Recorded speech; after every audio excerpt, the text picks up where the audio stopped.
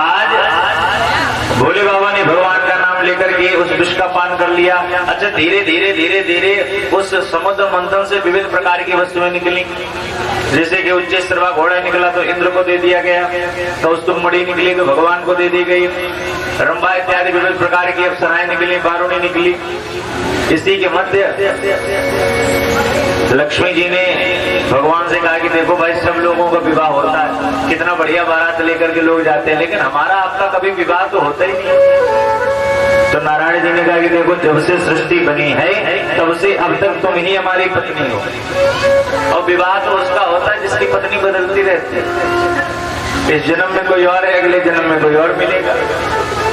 और जरूरी थोड़ी नहीं इस जन्म में जो पति है वो पति बन करके आए, क्या पता मामला चेंज हो जाए, पति पत्नी बन जाए, पत्नी पति बन जाए।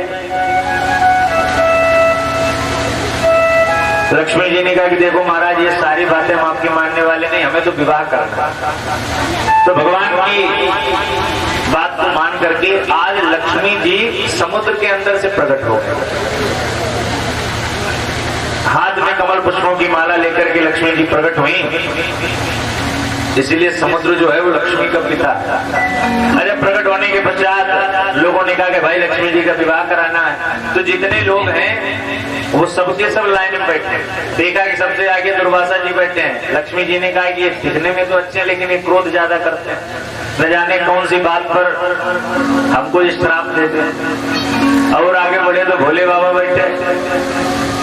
अब भोले बाबा को तो स्वरूप ही हो बड़ी है।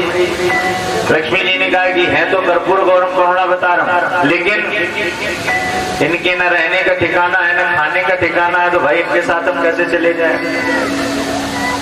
अंततोगत्वा सब लोगों के पश्चात आगे भगवान उसी सभा के मध्य आए और चतुर्भुज स्वरूप में प्रकट हो गए। सुखदेव जी कहते हैं, महाराज परीक्षित, यहाँ पर भगवान का जो स्वरूप है वो मंगल स्वरूप है। मंगलम भगवान विष्णु, मंगलम करुणध्वजः, मंगलम पुंडरीकाक्ष, मंगलाय तनोहरि। हर प्रकार से जो मंगल है वो भगवान प्रकट हो गए।